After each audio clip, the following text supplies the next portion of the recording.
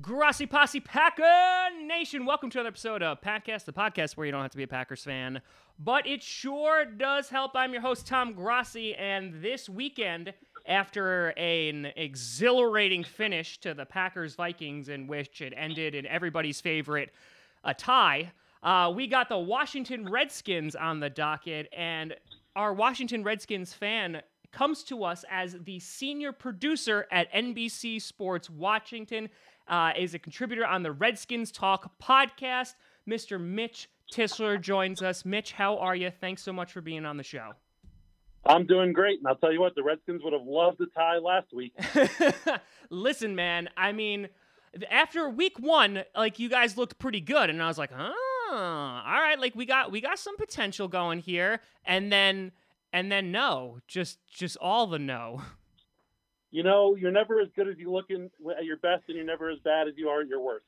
That is a phenomenal way to look at it, because last week did not look good. And so I'm hoping, you know, for your sake, obviously not this week when you play the Packers, but I'm hoping that things dramatically improve. Because, I mean, to kind of just get right into it, just kind of looking from not even a football standpoint, I was reading a whole bunch of articles about like the current state of Fedex Field and kind of like fan resentment towards it. Can you kind of give me any insight as a fan as to what's going on there? Because I saw that like it was the lowest attendance in like 2 decades for a season opener. It was down like 21,000 from last season opener. So what is going on over there? Listen, every team has a way to manipulate fan numbers and fans and attendance and whatnot, so you can always make it look, you know, as rosy as you want it to look. The Redskins brought in a new chief marketing officer, and he promised to be more authentic to the fans and let them kind of see the organization in a more transparent way.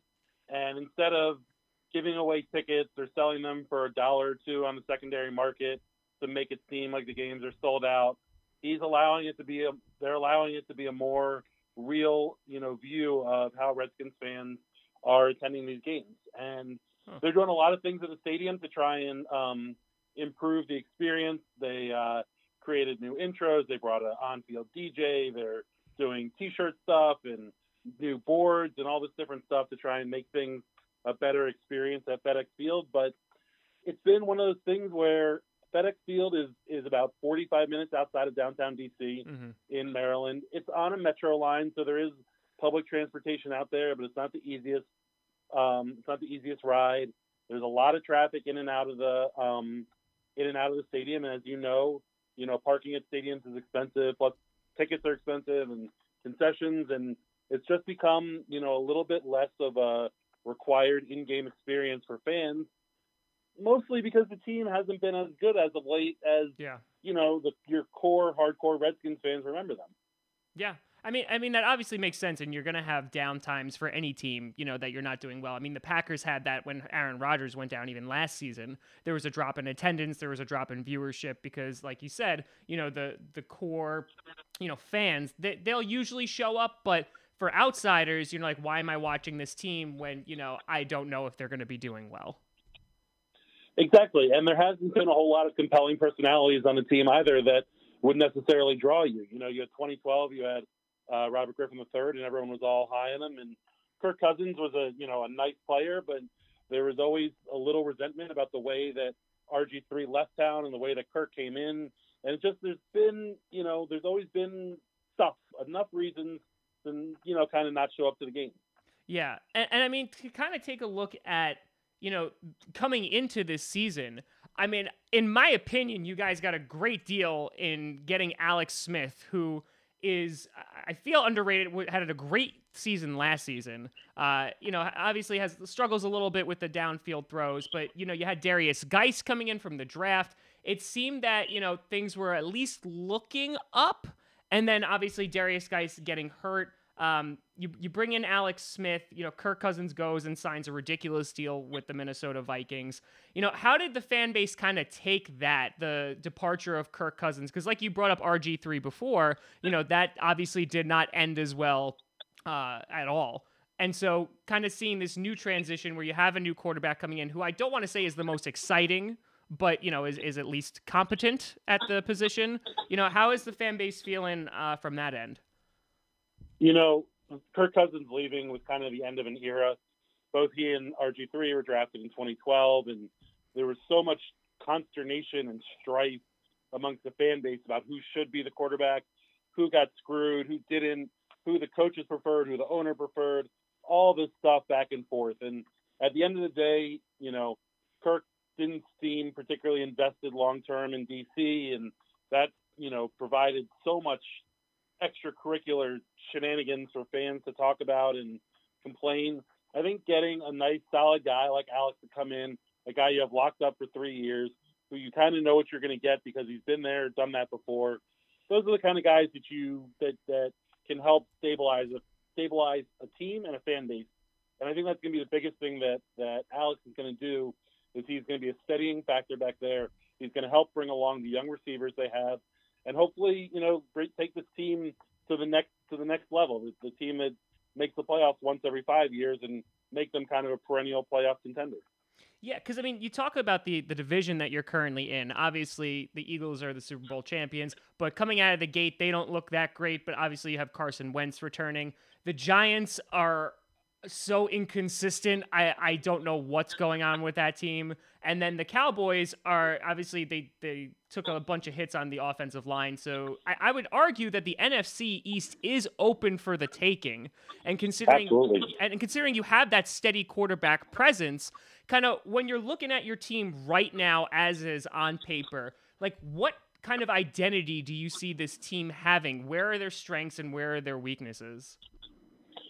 Well, losing Darius Geis was a huge hit, but, Adrian Peterson week 1 in Arizona looked like a gang beater. And, yeah, obviously you can't expect that every week from him, but I think their power running game should be their staple. I think between the tackles, downhill running is going to be where they can make their money. They have 2 bookend tackles. Obviously, Trent Williams is, a perennial All-Pro. Morgan Moses has been improving every year. I expect to see him to start getting a little more national attention. You have Brandon Sheriff, who's also very strong at right guard, and I just think you're going to see them start to pound the ball a little more, and that's going to be, I think, where their bread and butter needs to be on offense. Defensively, coming into the season, I thought their defensive line had the opportunity to be among the best in the NFL.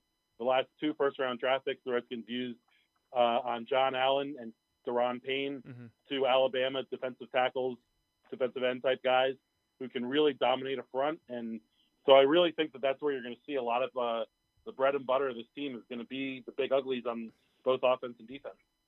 Yeah, and kind of getting back to that, like you said, like pounding the ball. And again, you have a quarterback that at the very minimum shouldn't lose you the game. Because like you said, you know what you're getting with Alex Smith. Yeah, game manager is such a cliche thing to say about Alex. Sure. But at the same time, it's great to have a steady guy like that. But in the game last week against the Colts, where the defense didn't play great, but played well enough to win most weeks, you needed Alex to take that step up. And sometimes you need the offense to win you a game. And last week was a atrocious offensive performance for the Redskins. Yeah. And they had an opportunity in the fourth quarter to come down and take the lead, and they just couldn't do it. Yeah, and obviously you touched on this before. Your team is very young, right? Like a lot of the veterans, you still got some left on the team, but overall, I would say, especially with guys like Geis and members of the defense, you're an overall young team. A lot of young wide receivers that you're kind of just waiting to develop to kind of get better. So when you're kind of looking ahead a tiny bit. Alex Smith is locked up for 3 years, if I'm not mistaken. He's there for 3 years. And so if you look past that, are you looking at, kind of looking for your next quarterback that can kind of sit behind Alex Smith, that could kind of learn a little bit? Or are you more of the mentality of, all right, we got this guy for 3 years. Let's give him as many weapons as we possibly can to try to make a playoff run? Not every team has the luxury of drafting an Aaron Rodgers, letting him sit for 3 years or 2 years. Before he plays, but very true. In this day in the NFL, you can't draft a quarterback without having the fan base immediately start screaming their heads off that they want them to play. Sure. The second that the starter, takes a break. I think the fact that you got Alex locked up for 3 years, I think you can spend the next 2 drafts building around him. They spent a lot of draft picks recently, like I said, on the defensive line. Then they went wide receiver with Josh Stockton before that, and Brandon Sheriff the year before that at guard. So I think they've done a good job of building, starting to build the team the way that perennial winners do, and that's with having a dominant offensive and defensive line. And I think as you move forward, if you look next year and the year after that, you can hopefully start adding some more dynamic players. You hope Darius Dice comes back as good as you expected him to be, and you can start getting some of those guys who are difference makers on the outside, and that's where you'll see the team kind of make that step from 7-9, 8-8 to maybe 10-6, 11-5, 12-4. Competing for buys in the playoffs. Yeah, no, I completely agree with that. And so, you got the guy now, you might as well go for the win, because I think if anything less I think it hurts the fan base even more so, because if you're looking for a fan base to kind of regain that faith in the team and want to watch them, you don't want to know that you're essentially just feeling like, all right, guys, we're rebuilding. No one likes that word. We're rebuilding for the next however many seasons. And then hopefully in a couple seasons, we'll get to where we want to be. So it makes sense that the strategy right now is essentially, listen, the guys that we got on the team, they're super duper young. Let's make a play at this, considering we're in a division that can be very, very competitive. It is.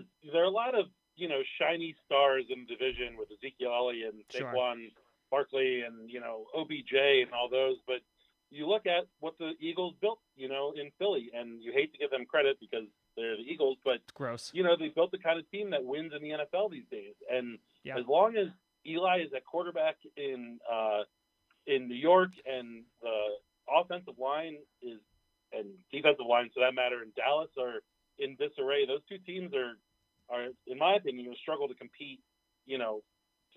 So there's a lot of opportunity in the NFC East, and I think in Jay Gruden's 5th season, it's time the Redskins take that next step and start battling with the big boys.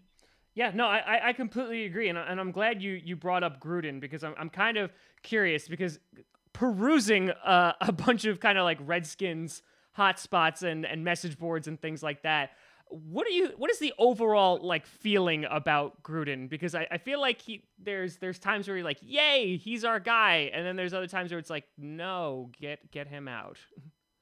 I'll tell you what, the players love him. Okay. So take what you will for that. He's a big time players coach. A lot like they did with the Rams. There wasn't the first team offense and defense didn't play a whole lot in the preseason. He takes care of them during training camp, makes sure they don't overrun them. But it is his 5th season, and he hasn't had sustained success or even really much success at all. And so you see a lot of the middle ground records for this team. And, for a fan base, again, that still thinks about those early 90s Super Bowl teams and being dominant and whatnot, it's not good enough. And so you see a lot of complaints from the fans. But if you rewind and you look at the RG3 Kirk Cousins era, you gave up the 3 first-round picks to get RG. Yeah. You used the 4th-round pick on Kirk Cousins. There was a lot of early draft picks that were missed during that, 4-year span or so that those guys were here. And so that really stunted the depth and development of the team from a whole. So if you take a 30,000-foot, view of the whole thing, things are improving. They're getting they're a lot deeper. They're a lot more able to sustain, injuries to key players now than they were a few years ago. And it's tough sometimes for fans to realize, that you're going to have to endure a couple 7-9, 8-8, 6-10 seasons before you can kind of start taking that next step. But I think we're kind of right on the precipice of it here.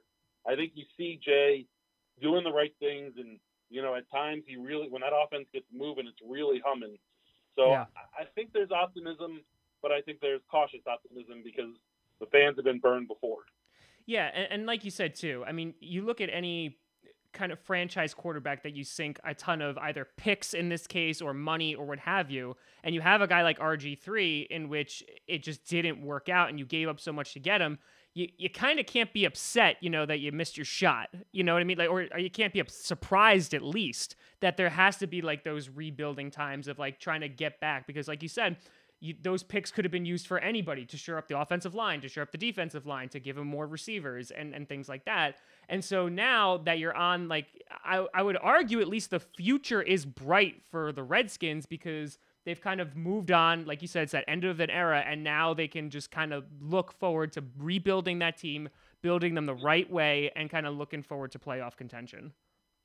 Yeah, that's never stopped Redskins fans from not recognizing that and expecting the world immediately. Of course. That's NFL fans in a nutshell for the most part. Yeah, but, exactly. And so to kind of look ahead at this Sunday and taking a look at, so you got the Packers coming into town.